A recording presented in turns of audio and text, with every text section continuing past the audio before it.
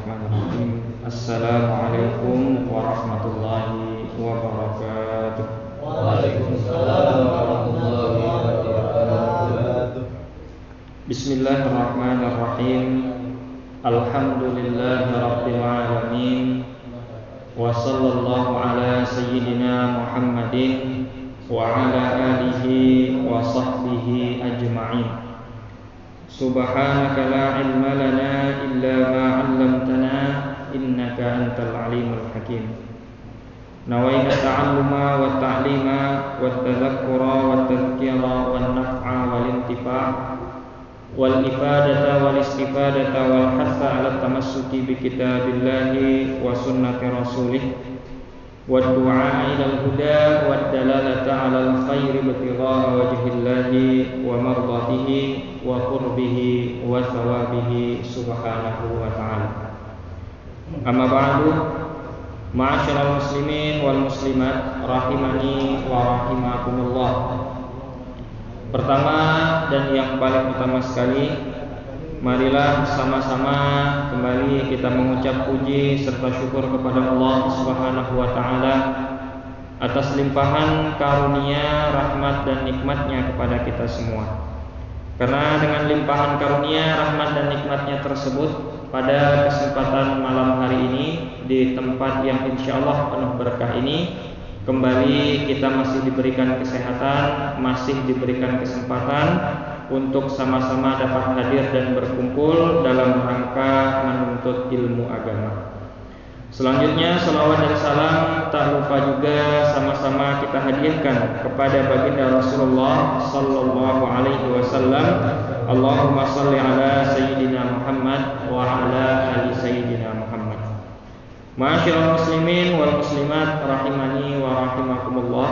Kembali kita melanjutkan pembahasan pengkajian kitab Az-Zahiratul Musyarrafah karya daripada Habib Umar bin Hafil, dan kita pada pertemuan sebelumnya telah masuk pada pembahasan mengenai syarat-syarat sahnya salat. Sebelum kita lanjutkan pembahasan yang telah kita mulai dari pekan sebelumnya, ada baiknya kalau sedikit kita mengulang kembali apa yang telah kita sampaikan di pertemuan pekan lalu, di mana kemarin kita sampaikan bahwa yang dimaksud dengan syarat sah salat itu adalah hal-hal yang wajib, hal-hal yang mesti dikerjakan oleh seseorang sebelum memulai salatnya. Kalaupun ada orang yang secara rukun dari takbiratul ihram sampai dengan salam sempurna betul caranya, tetapi ada satu syarat sah yang dia tidak kerjakan, maka percuma, tetap sholatnya dianggap tidak sah. Jadi hal yang membedakan antara syarat sah sholat dengan rukun sholat, kalau rukun sholat itu adalah hakikat dari sholat itu sendiri, jadi di dalam sholat. Kalau syarat sah sholat, hal-hal wajib yang dilakukan sebelum kita masuk ke dalam sholat.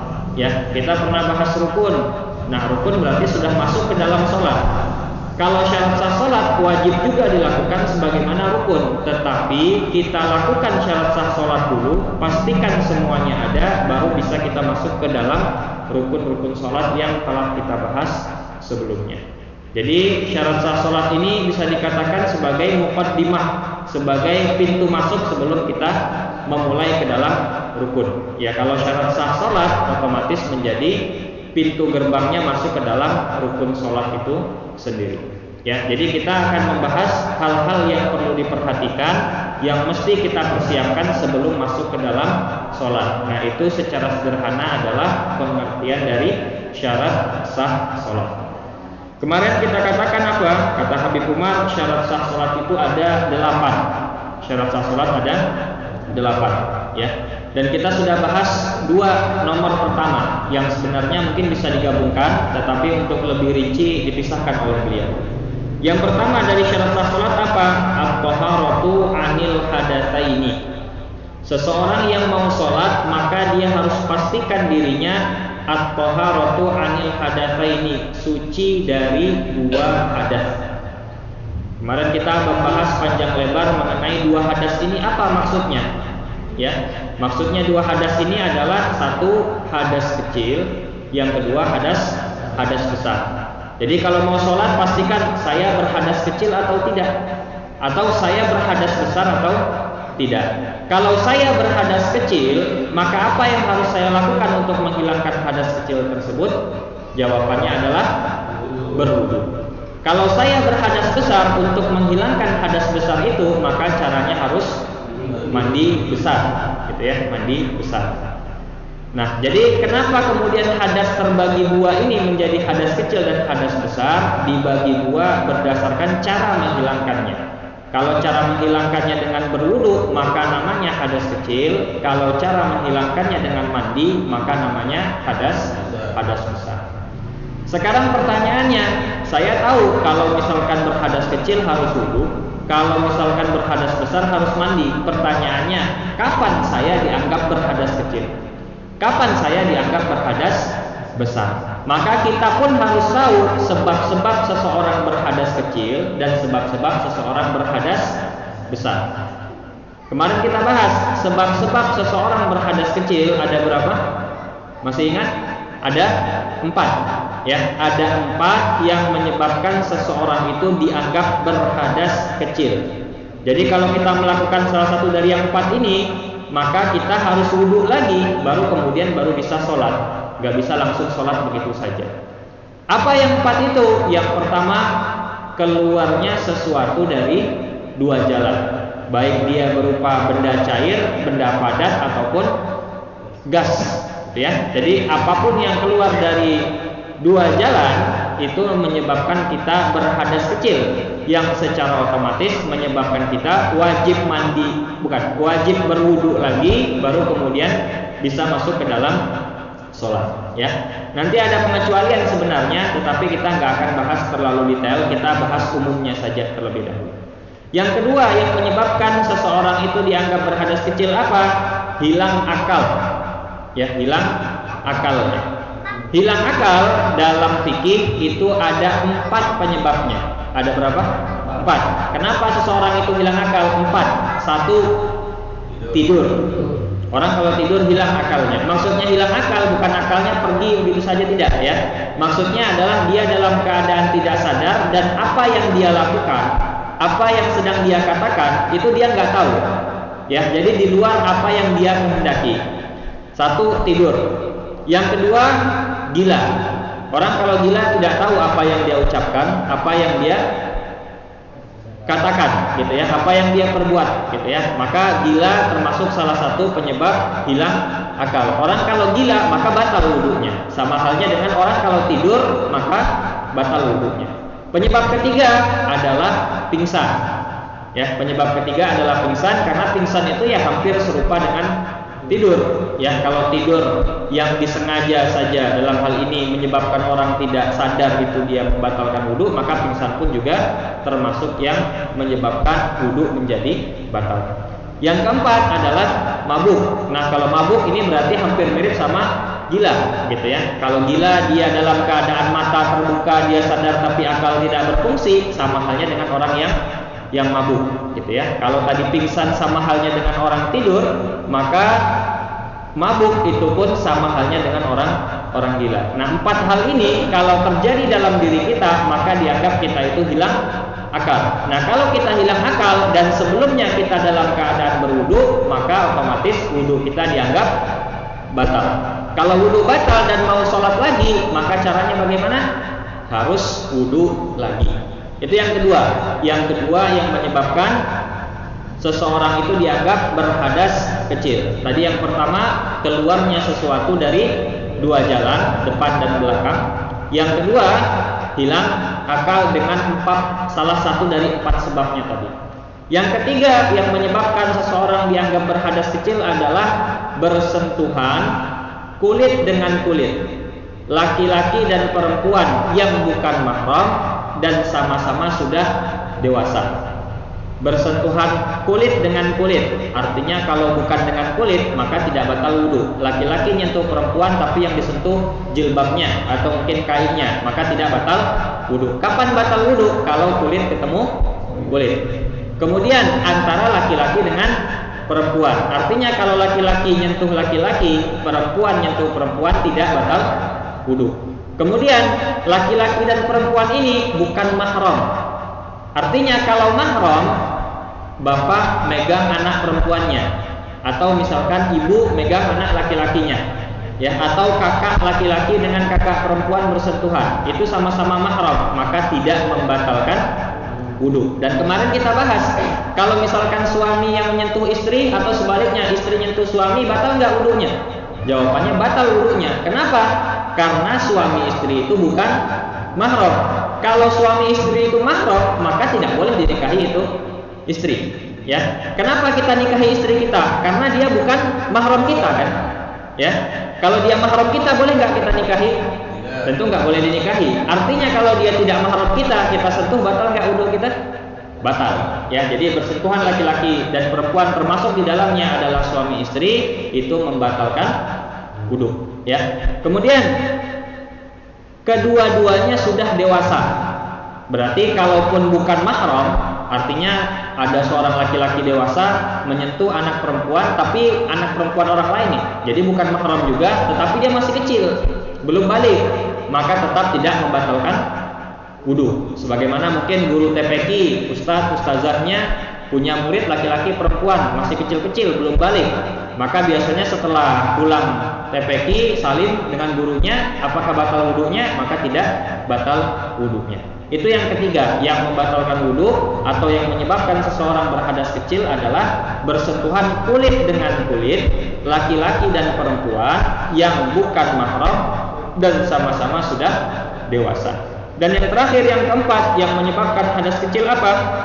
Menyentuh kemaluan. Ya, menyentuh kemaluan apakah dengan semua anggota tubuh? Tidak, dengan tangan bagian dalam. Ya, artinya dengan telapak tangan, ya, atau bagian jari bagian dalam ini. Artinya kalau kemaluan tersentuh dengan anggota yang bukan itu, dengan siku misalkan, maka tidak batal wudunya. Ya, tidak batal wudunya. Nah, untuk menyentuh kemaluan ini nggak ada batasan laki-laki perempuan, ya, dewasa anak-anak, semuanya membatalkan. Artinya kalau misalkan laki-laki nyentuh kemaluan laki-laki, ya tetap batal wudunya. Ya, kan tadi katanya kalau laki-laki sama perempuan baru batal, itu kalau selain kemaluan. Nah, kalau kemaluan laki-laki sama laki-laki batal wudunya. Sama anak kecil batal juga wudunya, apalagi sama perempuan. Nah, itu lebih batal wudunya. Orang sama laki-laki saja batal wudunya, apalagi sama lawan jenisnya. Ya, itu 4 hal yang menyebabkan apa? Menyebabkan seseorang berhadas kecil kalau mau sholat harus wudu lagi. 1, keluarnya sesuatu dari 2 jalan. Yang kedua, hilang akal. Yang ketiga, bersentuhan kulit laki-laki dan perempuan yang sudah sama-sama dewasa dan bukan mahram. Yang keempat, menyentuh kemaluan dengan telapak tangan. Itu 4 menyebabkan hadas kecil, wudu lagi baru mulai sholat. Atau yang kedua namanya hadas besar. Tadi kalau kita berhadas besar, cara menyucikannya dengan mandi besar. Ya, saya mungkin lebih suka dengan istilah mandi besar ketimbang mandi wajib. Karena nanti mandi besar itu ada yang wajib, ada yang sunnah. Contoh seperti mau sholat Jumat, itu ada sunnah mandi. Masa mandi wajib hukumnya sunnah? Kan nggak mungkin. Ya, mandi wajib ya wajib gitu kan. Yang namanya wajib ya otomatis wajib. Tapi kalau mandi besar bisa, mandi besar yang wajib ada, mandi besar yang sunnah pun ada. Kalau mandi wajib nanti agak bingung. Sholat Jumat kita mau mandi wajib tapi hukumnya sunnah. Gimana mandi wajib tapi sunnah? Makanya lebih tepat mungkin diartikan dengan mandi besar, ya, mandi besar. Nah, apa yang menyebabkan seseorang harus mandi besar dulu baru kemudian dia bisa untuk sholat? Ada 6. Kemarin ada 6. Yang pertama apa yang pertama? Masuk, ya. Pertama masuk dulu kemarin, ya. Pertama yang menyebabkan seseorang wajib mandi besar adalah karena sebab masuk, ya. Ya, baik pertemuan minggu lalu maupun pertemuan minggu sekarang saya nggak perlu tafsirkan macam-macam lah. Yang pertama masuk, ya. Yang kedua keluar. Kok dipisah, Ustaz? Karena bisa saja orang itu masuk tapi nggak keluar, atau bisa juga sebaliknya keluar tapi nggak masuk. Bisa apa tidak? Bisa. Jadi tidak mewajibkan itu bukan karena masuk dan keluar, tidak. masuk saja tanpa keluar wajib mandi besar, keluar tanpa masuk juga wajib mandi besar. Ya, karena itu dipisah. Ya, satu masuk, dua keluar. Yang ketiga adalah haid. Ya, haid ini khusus bagi perempuan. Jadi kalau perempuan haid, maka dia selesai haid nggak bisa langsung sholat, harus mandi besar dulu. Yang keempat, nifas. Nifas hampir sama dengan haid secara hukum, beda di waktunya. Kalau haid itu rutin bulanan, ada waktu tertentu, biasanya ada namanya siklus haid. Artinya umumnya perempuan kalau misalkan di waktu itu setiap bulan akan ngulang di waktu yang sama. Paling geser 1-2 hari ke depan atau ke belakang. Itu rahasianya. Ya, laki-laki nggak bakal tahu itu. Ya, yang tahu perempuan umumnya. Ya, kalau laki-laki tahu ya berarti dia belajar. Ya, bukan mengalami, tapi dia belajar. Itu namanya siklus haid. Nanti itu penting untuk pembahasan mengenai haid. Tapi kalau nifas, kapan waktunya? Nifas itu setelah melahirkan. Baik meskipun dia dalam keadaan keguguran. Jadi kalau misalkan keguguran pun ada masa nifasnya. Jadi tetap nanti ada keluar darah. Yang kelima yang menyebabkan hadas besar adalah melahirkan.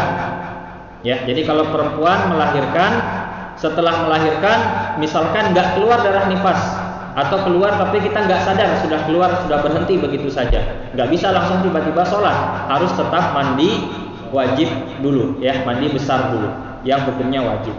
Dan terakhir yang keenam yang menyebabkan hadas besar adalah mati, ya, meninggal dunia. Jadi kalau meninggal dunia jangan lupa mandi, gitu ya, tapi jangan mandi sendiri, ya, biarkan orang lain yang memandikan. Kalau mati kita mandi sendiri nanti pada lari orangnya, gitu ya. Pada lari ini mati tapi dia mandi sendiri. Jadi mati meninggal dunia menyebabkan orang itu untuk wajib mandi, tetapi yang memandikan orang lain, bukan dirinya sendiri. Itu 6 yang menyebabkan orang berhadas besar. Kalau kita menemui salah satu dari yang 6 itu, maka kita harus mandi besar baru boleh sholat.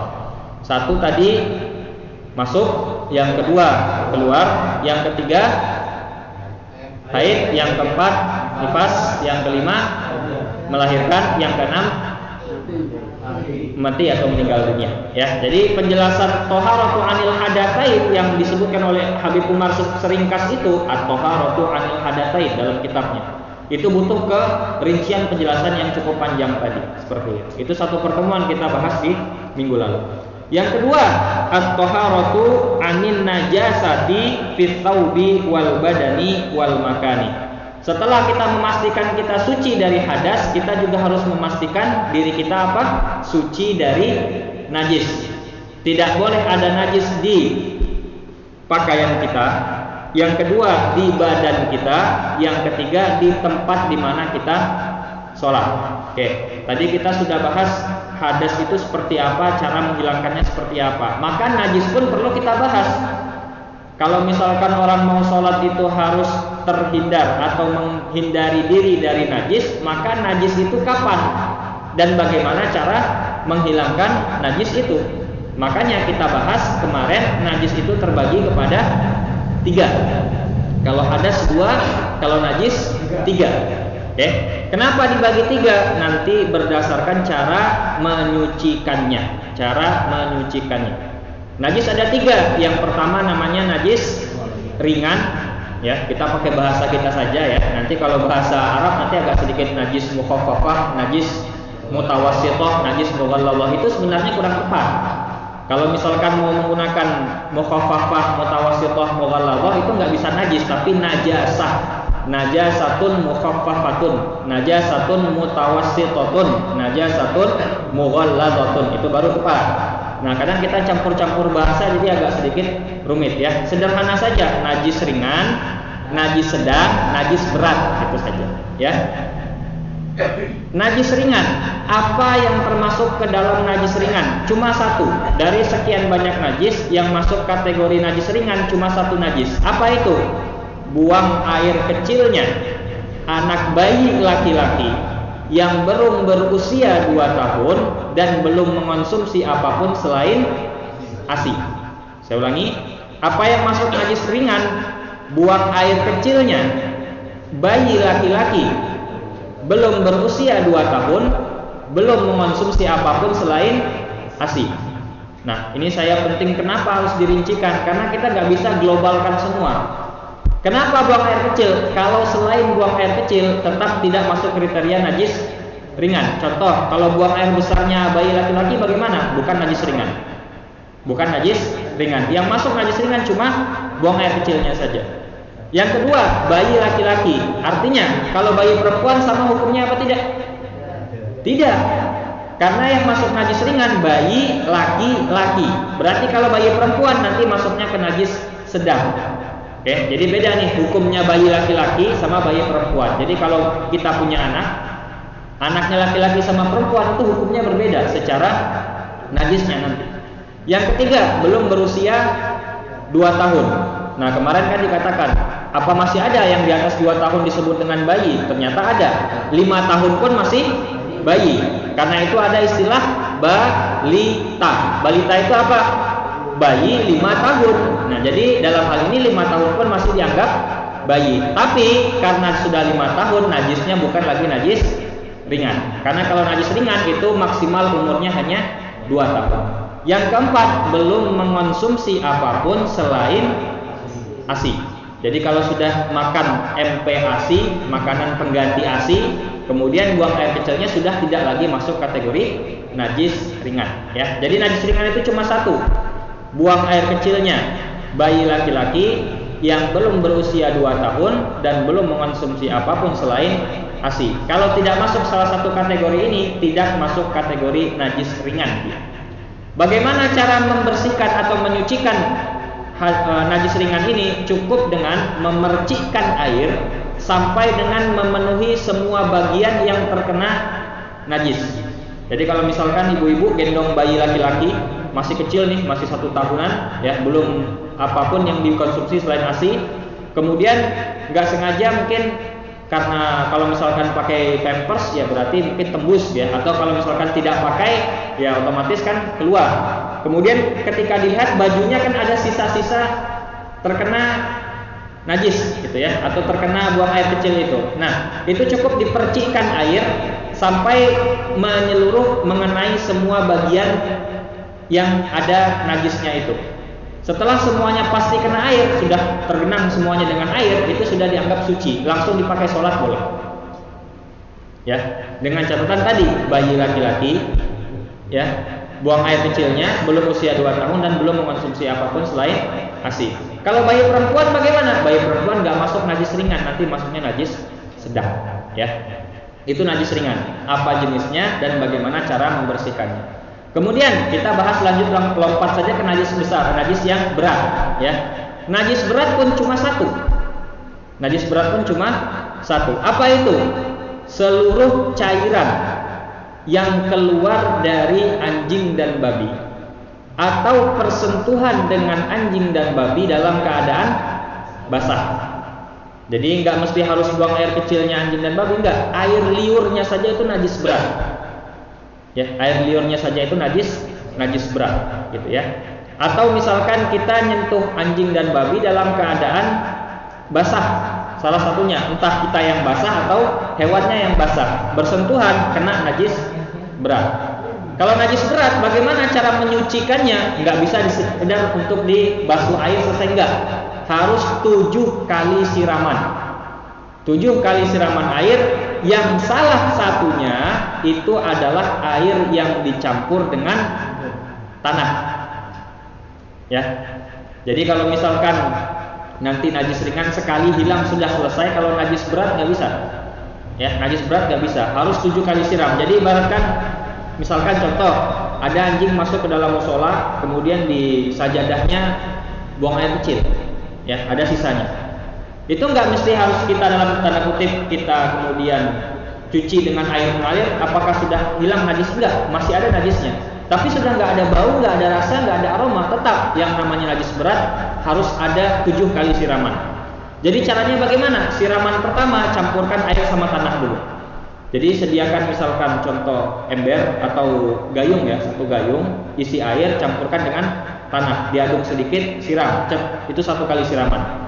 Kemudian nanti yang kedua sampai yang ketujuh nggak perlu pakai tanah lagi. Cukup ambil air, siram lagi, ambil air, siram lagi sampai 7 kali, baru hilang najis berat. Itu kalau najis berat. Jadi kalau najis ringan cukup dipercikan, ya namanya aja ringan, ya otomatis ringan cara untuk menyucikannya. Najis berat namanya berat juga caranya. 7 kali siraman yang salah satunya dicampur dengan tanah. Kalau siram 7 kali saja bagaimana Ustaz? Enggak bisa. Tetap salah satunya harus ada yang tercampur dengan tanah. Ustaz, kalau tanah kan kotor, gimana kalau ganti sama deterjen misalkan? Enggak bisa. Caranya tetap harus dengan tanah. Karena nanti beda antara suci dan bersih. Ya, kalau bersih pakai deterjen, kalau suci pakai tanah. Gitu. Kadang suci tidak bersih, kadang bersih tidak suci. Itu namanya najis berat. Baru yang di tengah-tengah najis sedang namanya. Dibilang berat tidak, dibilang ringan juga tidak. Apa itu? Semua najis selain 2 najis yang kita sebutkan tadi. Ya, masuk kategori najis sedang dia. Buang air kecil, bayi laki-laki 2 tahun itu masuk najis ringan. Cairan anjing dan babi atau persentuhan dengan anjing dan babi dalam keadaan basah najis berat. Selainnya masuk najis sedang. Najis sedang cara membersihkannya bagaimana? Ya kita cuci. Kita cuci dengan air yang bersih, ya, bukan air sabun, air yang bersih sampai menghilangkan sifat-sifat daripada najis tersebut. Tidak ada warnanya lagi, tidak ada rasanya lagi, tidak ada aromanya lagi. Ya. Jadi misalkan contoh kemarin kita praktekkan, misalkan di musola karpet ada kucing masuk misalkan, ya. Kalau anjing agak terlalu berat gitu ya. Kalau misalkan kejadian harus caranya yang tadi. Kalau kucing masuk misalkan, kemudian di pojokan mana dia buang air kecil. Umumnya pengurus yang tidak paham mengenai konsep toharoh cukup dijemur kemudian dipasang lagi. Nah itu hati-hati. Sudah benar apa belum caranya itu? Belum. Kenapa? Buang air kecilnya kucing masuknya najis sedang. Najis sedang cara menghilangkannya bagaimana? Harus dicuci. Jadi caranya apa? Karpet itu harus dicuci. Ya, kalau tidak dicuci cuma dikeringkan tetap nanti dia masih bernajis. Ya, tetap masih bernajis. Jadi hati-hati, bukan cuma sekedar mengeringkan tapi harus dicuci. Ya, dicuci ini bukan dengan sabun tapi dengan air murni, air bersih. Ya, jadi jangan dengan sabun. Karena kalau sudah dengan sabun itu air nggak bisa menyucikan lagi. Jadi air yang menyucikan itu air yang tanpa sabun. Nah makanya kemarin ketika kita bahas kalau dengan mesin cuci bagaimana cara mencucinya. Atau kita misalkan ada pakaian yang bernajis, kemudian kita mau cuci dengan mesin cuci. Kemarin saya kasih solusi kalau mau gampang sebenarnya bilas dulu dengan air baru masukkan ke dalam mesin cuci. Artinya kalau sudah kita bilas najisnya sudah hilang, masuk mesin cuci aman. Tapi kalau misalkan orangnya agak sedikit malas, dalam arti mungkin sibuk gitu ya, pengennya langsung masuk mesin cuci saja, bisa nggak? Bisa. Tapi ada caranya. Caranya bagaimana? Yang pertama, masukkan pakaiannya dulu. Setelah pakaian yang bernajis tadi masuk, baru masukkan airnya. Jadi ini nggak sembarangan tutorial cara. Kalau sudah ada air bagaimana Ustaz? Kemudian baru pakaiannya dimasuk, nggak bisa. Airnya menjadi najis. Ya, jadi kalau misalkan ada air dalam mesin cuci, sudah diisi air dulu setengah, kita masukkan pakaian bernajis, itu najisnya nggak hilang di pakaian, justru airnya menjadi najis sekarang. Jadi satu mesin cuci najis semua. Yang semula pakaian-pakaian bersih, masukkan jadi najis semua nanti. Maka caranya bagaimana? Pakaiannya dulu dalam keadaan kosong, pakaiannya masuk, kemudian baru air. Kemudian putaran pertama artinya cuci yang pertama itu tidak boleh menggunakan sabun. Jadi biarkan cuci dengan air saja. Ya, biarkan yang pertama, putaran pertama itu cuci dengan air saja. Kemudian nanti airnya keluar. Setelah keluar nanti kan kita ada membilas biasanya kan untuk yang kedua kali. Nah, yang kedua kali itu baru gunakan sabun. Kalau misalkan kan saya sudah masukkan baju dulu sudah, kemudian baru masukkan air. Biar lebih bersih langsung aja dari pertama masukkan sabun, tetap nanti dihitung nggak menghilangkan najis. Ya, jadi kalau mau menghilangkan najis itu nggak boleh ada campuran sabun di situ. Ya, mesti harus air yang bersih murni tanpa ada campuran sabun sekalipun. Ya, kalau mau membersihkan pakai sabun nanti di putaran yang kedua setelah kita kosongkan air di mesin cuci. Ya, jadi bagi yang ibu-ibu yang nyuci pakai mesin cuci, sekiranya ragu, anak-anak kita mainnya kan nggak tahu di mana ya, kadang main di lapangan atau di mana yang mungkin ada najis. Kalau mau agak sedikit tenaga ya atau sedikit effort, ya dibilas dulu di luar ya, air keran dibilas semuanya basah, kemudian masukkan mesin cuci langsung pakai sabun, nggak masalah. Tapi kalau pengen cepat karena waktunya buru-buru misalkan, maka bisa caranya dengan langsung mesin cuci asalkan sesuai dengan cara yang kita ajarkan tadi. Nah kalau tidak, tetap nanti dia dianggap bernajis, bahkan bisa membuat najis yang lain. Yang semula lain nggak ada najis, karena caranya salah yang lain pun menjadi kena najis. Ya, itu 3 najis yang mesti harus kita hindari, harus kita hilangkan sebelum kita masuk ke dalam sholat. Di mana dihindari? Di pakaian kita jangan sampai ada, di badan kita jangan sampai ada, dan di tempat di mana kita sholat itu jangan sampai ada. Nah, catatan sedikit untuk tempat, ya, untuk tempat, maka dalam hal ini yang masuk kategori tempat yang harus benar-benar suci dari najis adalah tempat yang kita berpijak di atasnya ketika sholat. Jadi kalau misalkan sajadah atau karpetnya panjang, najisnya sebelah situ, kita sholat sebelah sini ya nggak masalah. Ya, jangan yang di bagian najisnya itu. Bahkan yang penting kalau kita dalam keadaan tidak bersentuhan langsung sama najisnya itu, meskipun di dekat kita, itu tetap tidak masalah. Ya, jadi misalkan kita sujud sebelah kita najis ya nggak masalah. Yang penting jangan pas sujud tangannya pas di atas najis, nah itu nggak boleh. Ya, itu berarti tidak memenuhi syarat. Gampangnya bersihkan dulu karpetnya baru sholat. Ya, jangan langsung sholat saja seperti itu. Oke, itu yang kedua. Jadi 2 hal itu sudah kita bahas di pertemuan pekan lalu. Ya, jadi kesimpulannya di 2 hal itu pada pertemuan pekan lalu. Jadi kalau kita mau sholat, pastikan tidak ada hadas, pastikan tidak ada najis. Ya, kalau ada hadas, tadi caranya wudu kah atau mandi.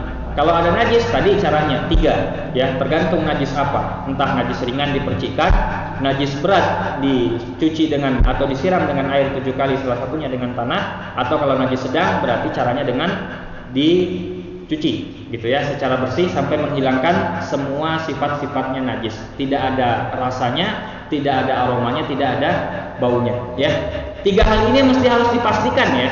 Kalau aroma kan kita bisa cium. Oh, hilang aromanya, berarti sudah tidak ada najis secara aroma. Kalau warna kita bisa lihat dengan mata kita. Nah, yang repot ini rasa. Nah, gimana cara merasakan rasanya itu ya? Pokoknya kita harus yakin benar-benar bagaimana caranya. Kayaknya sudah tidak ada lagi najis di situ. Jadi benar-benar harus dipastikan dengan baik dan benar cara menyucinya ya. Baik, kita masuk ke materi baru. Syarat sah salat yang ketiga adalah satrul aurah ya. Yang ketiga, kata Habib Umar, yang menyebabkan atau yang harus kita perhatikan sebelum kita masuk ke dalam sholat adalah satrul aurah, yang artinya menutup aurat. Ya, jadi salah satu syarat yang harus terpenuhi adalah menutup aurat. Dan kemarin kita sampaikan syarat sah sholat bukan ketika mau masuk sholat saja, tetapi harus dijaga terus sampai dengan salam, sampai dengan akhir sholat. Artinya kalau ada pertanyaan, Ustaz, saya di awal sholat sudah menutup aurat, di tengah sholat aurat saya terbuka. Pertanyaannya, masih sahkah sholatnya? Tidak, sholatnya sudah batal. Ya, kenapa? Aurat terbuka saat masih sholat. Kecuali setelah sholat baru buka aurat, nggak masalah. Ya, jadi sampai salam harus menjaga aurat tertutup. Ya, meskipun selama sholat itu. Nah, sekarang pertanyaannya, auratnya apa? Atau batas aurat itu yang mana? Nah, ini beda antara laki-laki dengan perempuan. Kalau laki-laki, mana batas aurat yang harus ditutup? Antara pusar dan lutut. Ya, antara pusar dan lutut, semua bagian itu harus tertutup. Sekarang pertanyaan saya, 1, kalau orang misalkan sudah menutup pusar dan lutut tapi nggak pakai baju, sah nggak sholatnya? Sah. Ya, sah ya, sah. Karena yang penting pusar dan lutut tertutup. Yang kedua, pusar dan lutut itu sendiri harus ditutup apa tidak? Tadi kan antara pusar dan lutut. Sekarang pusar dan lutut itu sendiri harus ditutup apa tidak? Kira-kira. Sekarang kan pertanyaannya, aurat itu yang mana? Antara pusar dan lutut. Sekarang pusar dan lututnya aurat apa tidak? Saya kasih contoh yang lain ya. Kalau misalkan orang nanya, Pak, Pemalang itu di mana? Pemalang itu antara Brebes, antara Tegal dan Pekalongan. Sekarang pertanyaan saya, Tegal dan Pekalongan masuk Pemalang apa tidak? Saya ulangi ya. Pemalang itu di mana? Pemalang itu di mana? Di antara Tegal dan Pekalongan. Sekarang Tegal Pekalongan itu Pemalang apa tidak? Tidak. Karena Pemalang itu di antara keduanya. Sekarang aurat itu yang mana? Di antara pusar dan lutut. Pertanyaannya, pusar dan lutut masuk aurat apa tidak? Tidak. Ya, jadi yang masuk aurat itu di antara keduanya. Pusar itu bukan aurat, lutut pun bukan aurat. Cuma kalau misalkan kita tidak tutup pusar dan tidak tutup aurat, kita nggak bisa memastikan apakah aurat sudah benar-benar tertutup. Jadi wajibnya bukan karena wajib merupakan aurat, tapi wajib karena untuk memastikan bahwa aurat benar-benar tertutup. Ya, kalau misalkan kita pas di bawah aurat benar gitu ya, nanti kan turun sedikit, nah nanti akan terbuka auratnya. Tapi kalau kita pastikan sudah di atas aurat atau sudah di bawah lutut, ya otomatis kita tinggal santai saja. Jadi ada orang sholat pakai celana pendek di bawah lutut sedikit, nggak pakai baju, di atas pusar sedikit, tutup celananya. Sah nggak sholatnya? Sah, gitu ya. Sah, ya secara sah ya sah sholatnya. Tapi mungkin nanti secara pandangan masyarakat agak sedikit aneh ya, gitu ya. Nah, tapi bagi orang yang paham ilmunya ya sah sholatnya, gitu ya. Nah, makanya kalau kita ketemu orang sholat nggak pakai baju, celana pendek sholat, gitu ya. Kalau kita protes, mungkin kita yang kurang ilmunya. Karena itu banyaknya permasalahan, banyaknya pertengkaran di dunia ini, banyaknya perbedaan pendapat. Masalahnya cuma satu, kenapa? Kurang ilmu. Kalau kita tahu ilmunya, nggak akan ada perbedaan pendapat itu, nggak ada cekcok itu, nggak ada. Kita lihat orang sholat, oh yang penting pusar dan lututnya ketutup, ya sudah, berarti sah sholatnya. Kalau kita kan nggak umumkan, ini orang gila, umumkan masyarakat. Nah, kenapa? Kurang ilmu. Termasuk kemarin waktu sebelum sebelum Ramadan kita pernah bahas juga, sholat sunnah itu boleh duduk, bahkan boleh tidur berbaring ya, tidur menyamping ya, bukan telentang. Kalau telentang nggak boleh, itu sholat sunnah. Tapi dalam arti bukan berarti kita tahu ilmu kita langsung mempraktekkannya di bukan waktu yang tepat, gitu ya. Jadi ada ilmu, ada adab. Disitulah kenapa ilmu itu penting beriringan dengan adab. Ada ilmu, kapan mempraktekkan ilmu itu. Meskipun kita tahu bahwa aurat laki-laki antara pusar dan lutut, maka jangan juga dipraktekkan sholat seperti itu. Ya, tidak pakai baju, pakai celana pendek, jangan juga. Kita cukup tahu ilmunya. Kalau ada orang melakukan, nggak perlu disalahkan. Kita jangan praktekkan karena ada adabnya. Tetap adabnya. Wong kita kalau menghadap pejabat saja dipanggil nih sama Pak Camat atau Bupati. Ya, pertanyaannya pasti kita menggunakan pakaian yang terbaik kan? Sekarang kita dipanggil langsung sama Allah, menghadap Allah, masa iya kita menggunakan pakaian yang seperti itu? Meskipun secara hukum aturannya yang penting pusar dan lutut tertutup, selesai. Nah, itu kalau auratnya laki-laki. Sekarang kalau perempuan auratnya mana? Aurat yang harus ditutup bagi perempuan seluruh tubuhnya kecuali muka dan telapak tangan. Oke. Kita harus ingat lagi pembahasan mengenai wudu di sini, khususnya perempuan. Kita pernah bahas di masalah wudu, salah satu rukun wudu adalah membasuh muka. Nah, muka itu adalah bagian dengan batasan yang sama yang boleh dibuka ketika sholat. Oke. Ketika wudu yang masuk dalam ranah muka berarti yang mana? Dari awal tumbuhnya rambut sampai dengan pertemuan dua tulang rahang gitu ya, sampai dengan dagu. Kemudian kalau ke samping berarti telinga bertemu dengan telinga, dari telinga ke telinga, itu namanya muka yang wajib dibasuh ketika wudu. Dan itu juga muka yang boleh terlihat ketika sholat. Oke, berarti kalau batasannya sampai dagu, di bawah dagu itu aurat apa bukan? Di bawah dagu aurat apa bukan? Aurat. Ya, artinya kalau perempuan sholat harus menutup bagian bawah dagunya. Batas boleh terlihat adalah bagian dagunya saja. Makanya harus dipastikan itu ya, jangan langsung masuk sholat saja, tapi pastikan tidak ada yang terlihat di bagian bawah dagunya. Jadi aurat yang sering terlupakan itu diantaranya adalah bagian bawah dagu, karena bagian bawah dagu itu aurat bagi perempuan. Nah, telapak tangan berarti adalah lingkaran di tangan ini, ya, lingkaran di tangan ini yang itu tidak atasnya itu tidak merupakan aurat, tapi bagian bawah dari lingkaran tangan ini masuk ke dalam kriteria aurat seperti itu, ya. Itu aturan mengenai aurat laki-laki maupun perempuan, ya. Yang keempat yang masuk dalam kriteria syarat sah salat adalah istiqbalul qiblah, menghadap kiblat. Oke, menghadap kiblat.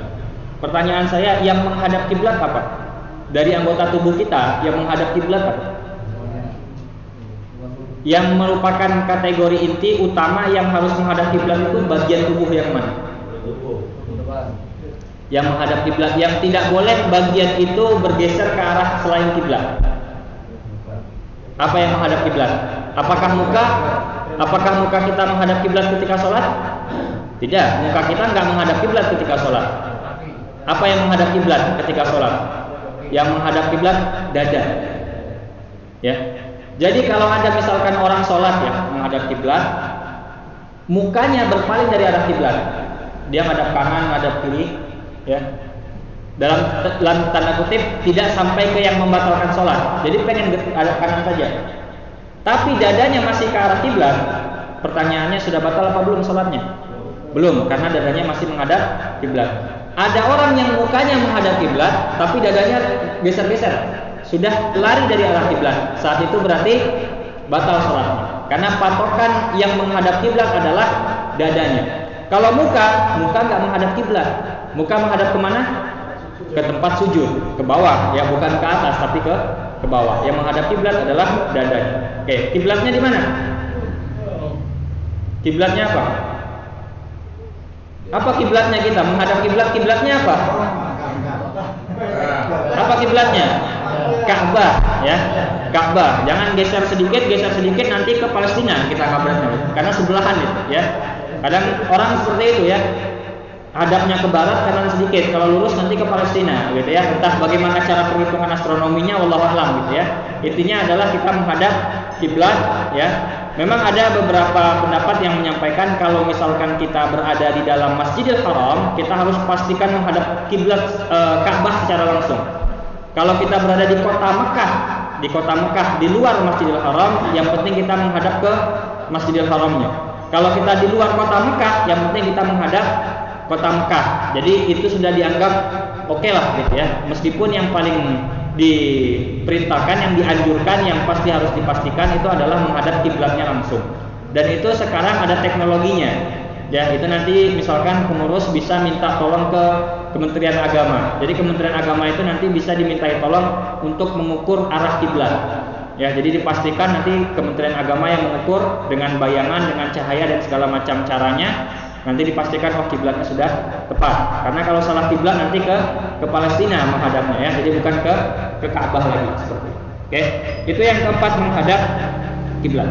Yang kelima, dukhulul waqti, masuk waktu. Oke. Jadi kalau mau sholat pastikan harus masuk waktu dulu. Artinya kalau belum masuk waktu, sudah mau sholat, boleh apa tidak? Tidak, ya. Tapi harus masuk waktu terlebih dahulu. Nah, pertanyaan saya, waktu sholat memang masuknya kapan? Nah, ini perlu dibahas, ya. Sholat ada berapa yang wajib? 5. Bagi yang melakukan 5, ya. Kalau yang melakukan 3 mungkin dia akan bilang 3, gitu ya. Yang melakukan 2 ya dia akan bilang 2. Jadi sholat yang wajib itu ada 5. Nah, 5 ini masing-masing ada waktu mulainya dan waktu selesainya. Oke. Dari mulai sholat subuh. Kapan masuk waktu sholat subuh? Ketika azan subuh. Ketika azan subuh masuk waktu sholat subuh. Ya, kapan masuknya? Kita kalau misalkan sekarang ada teknologi, ya, ada jam, ada waktu sholat di HP, bisa cek. Misalkan kita terjebak di tengah gurun pasir, di tengah hutan, nggak ada jam, baterai habis, HP nggak ada, mati. Kita mau sholat subuh, gimana kita memastikan waktu sholat subuh masuk? Nah, kita harus tahu berarti ilmunya. Jadi kapan masuk waktu sholat subuh? Saat terbit fajar sodik namanya. Jadi fajar sodik itu apa? Ada cahaya di langit, ya, agak mulai menerang di menjelang subuh. Bagi yang sering sholat subuh dan berangkat subuh, kemudian melihat ke atas langit, itu kelihatan biasanya. Jadi ada cahaya di atas langit yang agak terang sedikit, ya. Itu nanti menandakan fajar sodik. Nanti ada lagi namanya fajar kadzib. Fajar sodik ini fajar beneran. Kalau fajar kadzib ini fajar yang pura-pura fajar. Jadi nanti sebelum fajar sodik, sebelum waktu subuh itu ada fajar juga, tapi cahayanya sedikit habis itu redup, hilang. Setelah itu baru nanti ada fajar yang sebenarnya, pantulan cahaya dari matahari membias ke langit, agak terang nanti langit itu. Ya, nanti semakin lama semakin terang, semakin terang, semakin terang. Ya, jadi awal masuknya adalah fajar sodik sampai kapan? Sampai terbit matahari. Jadi kalau sudah terbit matahari sudah tidak lagi waktu subuh. Kalau misalkan sudah terbit matahari, apalagi sudah tinggi, baru bangun ini, kan bukan lagi waktu subuh. Pertanyaannya masih wajib sholat atau tidak? Wajib, ya. Jangan dijadikan alasan kata Ustadz kemarin waktunya sampai terbit matahari. Ini sekarang sudah terbit matahari berarti saya nggak boleh sholat lagi dong. Saya bukannya nggak mau sholat, cuman saya nggak boleh sholat gitu. Nggak, itu bukan alasan, ya. Kapanpun dia terbangun saat itu wajib untuk sholat. Selesai. Kedua, sholat zuhur. Kapan waktu masuk sholat zuhur? Tergelincirnya matahari. Ya, matahari tergelincir gimana? Matahari tergelincir jatuh atau gimana? Ya. Matahari itu kan dari mana? Timur atau barat? Dari timur ya. Dari timur naik ke atas sampai nanti turun ke barat. Ketika matahari naik pas tepat di tengah sebelum turun. Pas tepat di tengah namanya waktu istiwa. Jadi kalau pas di tengah-tengah ya, taunya bagaimana Ustadz? Lihat dari bayangan. Kalau matahari dari timur naik, kita berada di sini, maka bayangannya di arah mana? Barat. Biasanya bayangannya itu dari semakin panjang nanti semakin pendek. Kemudian pas di tengah-tengah bayangan hilang bayangannya. Kemudian nanti mau tenggelam ke arah barat, mulai sedikit pendek nanti semakin panjang ya, itu kalau mau tenggelam. Nah, kalau pas di tengah-tengah tidak ada bayangan, itu namanya waktu istiwa. Kapan masuknya waktu sholat zuhur? Ketika sudah zawal. Zawal itu apa? Sudah sedikit turun dari tengah. Nah, berarti sudah mulai ada bayangan muncul sedikit ya, sedikit saja ada bayangan dari diri kita, itu sudah masuk waktu zuhur gitu ya. Tapi jangan juga, ada pernah saya ketemu orang, kok kamu nggak sholat zuhur? Mendung Ustaz, nggak ada bayangan. Nggak ada bayangan, berarti nggak sholat zuhur. Karena kan waktu sholat zuhur kalau ada bayangan, nggak ada bayangan berarti nggak sholat zuhur dong. Nggak begitu juga konsepnya, ya. Itu konsep normalnya seperti itu, ya. Jadi kalau matahari pas di tengah-tengah belum ada bayangan, itu berarti belum masuk waktu sholat zuhur. Sholat zuhur nanti kalau sudah ke barat sedikit, ya istilahnya tergelincir sedikit ke arah barat, sudah mulai tampak sedikit bayangan, sedikit saja bayangan, itu berarti masuk waktu sholat zuhur. Sampai kapan? Sampai bayangan sesuatu sampai sama panjang dengan bendanya. Misalkan kita berdiri, tinggi kita berapa? 1,5 meter misalkan, 150 cm. Nah, ketika kita berdiri di hadapan matahari itu bayangannya 150 cm juga. Jadi diukur kita 150, bayangannya 150 cm, dikira-kira saja, ya. Berarti saat itu habis waktu zuhur, ya. Kemudian habis waktu zuhur langsung masuk waktu sholat asar. Jadi awal waktu sholat asar ketika bayangan, ya, itu seperti bayangan, panjangnya itu antara bayangan dengan benda sama, tapi lebih sedikit. Ya, kalau sama panjang habis waktu zuhur, lebih sedikit nanti masuk waktu sholat asar. Sampai kapan sholat asar? Sampai terbenam seluruh piringan matahari. Matahari kalau terbenam sekaligus atau bertahap-tahap? Bertahap ya. Misalkan ini matahari kan bulat ya. Nah, kan tidak langsung tiba-tiba hilang begitu saja. Kadang sedikit dulu, setengah, ya, baru nanti hilang total. Nah, ini disebut piringan matahari. Habis waktu sholat asar ketika semua piringan matahari terbenam. Jadi kalau masih setengah seperti ini, kita lihat ke barat ya. Ada tinggal setengah lingkaran, masih bisa sholat asar? Masih, ya. Sampai kapan? Sampai nanti hilang semua matahari, meskipun belum gelap. Kadang ada orang buka puasa kan, kok terang-terang masih buka puasa? Karena patokan buka puasa bukan terang dan gelap, tapi apa? Terbenamnya seluruh piringan matahari. Jadi kalau bapak-bapak, ibu-ibu nggak sabar pengen buka puasa, lihat aja matahari, oh sudah terbenam belum azan, makan aja sendiri, ya. Yang penting sudah terbenam seluruh piringan matahari, ya, seluruh piringan matahari terbenam. Habis waktu sholat asar langsung masuk waktu sholat maghrib. Jadi waktu awal sholat maghrib adalah ketika terbenam matahari secara keseluruhan. Sampai kapan? Sampai hilang istilahnya itu syafaq merah. Apa itu syafaq merah? Cahaya warna merah di atas langit, ya. Jadi nanti kalau misalkan sebelum gelap total, jadi coba perhatikan sekali-kali kita tadabbur alam, ya. Kita melihat ke alam itu. Jadi nggak cuma sekedar pelajaran-pelajaran di sini saja, prakteknya langsung. Ketika setelah maghrib, itu langit itu belum sepenuhnya gelap, ya, masih kemerah-merahan dulu. Nah, selagi masih ada kemerah-merahan itu masih waktu sholat maghrib. Nanti setelah merah apakah langsung hitam? Enggak. Setelah merah menguning. Setelah menguning nanti baru putih. Setelah itu baru hitam total. Coba perhatikan. Kalau sudah menguning, berarti sudah habis waktu maghrib. Karena batas maghrib hilangnya yang warna merah. Jadi syafaq itu ada 3, syafaq merah, syafaq kuning, sama syafaq putih. Urutannya merah dulu yang hilang, kemudian yang kuning, kemudian yang putih. Habis waktu sholat maghrib, otomatis awal waktu sholat isya itu ketika hilang syafaq merah ini. Jadi kalau kita melihat ke barat masih ada merah-merah, warnanya merah gitu ya, berarti masih waktu sholat maghrib. Kalau sudah hilang waktu yang merah-merah tadi, meskipun masih ada yang kuning, ya, itu masuk waktu sholat isya. Jadi berakhirnya sholat maghrib otomatis memulai waktu sholat isya. Sampai kapan sholat isya? Sampai terbit fajar shodiq tadi, ya. Jadi sebenarnya dari mulai zuhur sampai dengan subuh itu semuanya sholat beriringan. Masuk waktu sholat zuhur, habis zuhur masuk asar, habis asar masuk maghrib, habis maghrib masuk isya, habis isya masuk subuh, habis subuh ada jeda, ya. Jadi setelah antara yang jeda itu antara subuh dengan zuhur saja. Dari zuhur sampai dengan subuh itu semuanya berurutan, ya. Makanya kalau membahas mengenai waktu sholat biasanya para ulama itu mulai dari waktu zuhur dulu. Karena nanti mudahnya gitu saja, habis zuhur masuk asar, ya, begitupun seterusnya, habis asar masuk maghrib, isya, subuh, setelah subuh selesai, jeda sebentar dari sejak selesai subuh sampai dengan waktu zuhur nanti di atas di tengah-tengah, gitu, ya, itu masuk waktu sholat. Kalau belum masuk waktu sholat maka jangan sholat dulu, ya. Begitupun kalau sudah habis waktu sholatnya maka tetap wajib kita untuk sholat bagi yang belum sholat, ya. Jadi jangan dianggap habis waktu ya habis sholat, enggak, tetap wajib sholat. Jadi nanti dihitung. Ibaratnya kalau kita punya utang, ya, habis waktu jatuh tempo apakah utang kita lunas? Ya, Pak saya pinjam uang dong 1 miliar, ya sudah bayar seminggu ya, seminggu enggak saya bayar nih, sudah sebulan, apakah utang saya tiba-tiba lunas? Kan sudah habis waktu bayarnya, enggak kan? Artinya meskipun sudah melewati tempo, kalau kita belum bayar kewajiban tetap harus bayar kewajiban. Meskipun habis waktu sholat, kalau kita belum sholat tetap wajib untuk sholat. Namanya sholat qadha, mengqadha sholat, seperti itu, ya.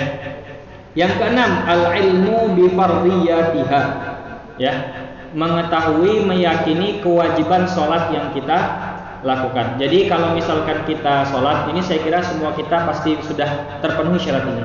Maksud syarat ini itu kita harus yakin sholat yang saya lakukan itu sholat wajib, ya, bukan ada keraguan ini entah wajib entah sunnah, pokoknya saya sholat aja deh, itu nggak bisa.